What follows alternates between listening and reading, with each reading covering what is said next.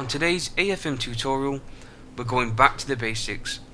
I, Williams Roadrunner, will be taking you through Forza's Deadzones. So before we get into it, for those new to Forza, this is one of the few ways you can enter Forza's advanced controller setup. In the main menu, go to Progress, Options, Controller, and while you're here in the controller options, press the X button. This is Forza's advanced controller options. Before I overload you with information, you need to understand the inside and outside dead zones. Using the Xbox Accessories app, I will give you a visual representation. Currently, we have a dead zone of 0 and 100. 0 represents the inside dead zone, and 100 represents the outside dead zone. With dead zones set to 0 and 100, this means we have the full range of the trigger motion. When I say trigger motion, dead zones can also apply to the analog sticks. The inside dead zone regulates the initial activation of the trigger. So in this instance, 10% dead zone will require me to press the trigger more than 10% to have any response. If the outside dead zone is set to 90, this is 10% less than 100, which means to get full activation of the trigger, it will require 10% less trigger travel. So this also means that it will also be 10% faster when you want to do full trigger motion. So now that we know what dead zones do, let's go back to Forza and go through each setting. Our first setting will be the steering axis dead zones.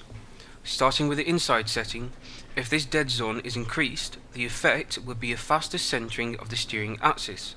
Therefore, if you're exiting a corner and feeding out the steering, the wheels will center faster. The outside setting will do the opposite. Lower this setting, you will make the car full lock faster. Thus, this setting improves the reactions of the steering rack. If this is increased, then it will have a slower reaction. It's important to know that you will want as much travel in the steering axis if you want to have the best ability of smooth steering. This means having a lower inside and a higher outside setting. Smooth steering, however, will be covered in a later video. On a side note, if your setting is set to 0 and you don't have an extreme amount of tow in your car, that's usually plus or minus 0.5, and the car is moving either left or right without your input, then this is called stick drift. If you have this problem, increase the inside dead zone of the steering axis and this should fix that problem. I do suggest that if you are getting this problem, a new controller will be beneficial. Acceleration axis dead zones. This setting is best set to 0 and 100. The only time you'll have to have a higher inside setting is if you naturally put in a slight amount of pressure in the trigger. If you would prefer to have a faster full throttle reaction, then lowering the outside dead zone could be a possible solution. Apart from this, 0 and 100 is the recommended setting. Deceleration axis dead zones. Similar to the inside acceleration dead zone, the deceleration dead zone should be set to 0%. However, if you're getting any response from the triggers without any of your input, it's recommended that you increase the inside dead zone. This goes for both accel and decel settings. Now for the most important setting, the deceleration axis dead zone on the outside. If you feel like you aren't putting in enough pressure into the brakes, this is usually expressed as a spongy feeling, then lowering this setting will help you. If you keep locking up, or getting a juddering feeling under braking, then you're probably putting in too much pressure, thus increasing the outside dead zone would be your best option. But if this doesn't work and your setting is already at 100%, then this could be a tuning problem, possibly too much brake pressure, but this will also be covered in another video. The next two settings, clutch and handbrake, will be a button configuration. If not, then I do suggest changing this.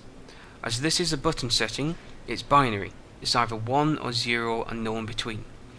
That means the adjustments you make will not be recognized. The standard settings will do just fine.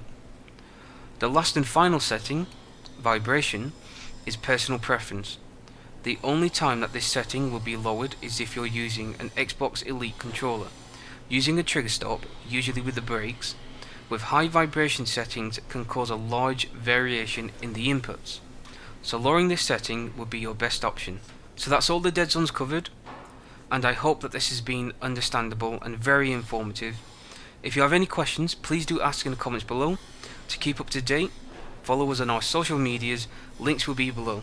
Thank you very much for watching this video, and I hope to see you next time.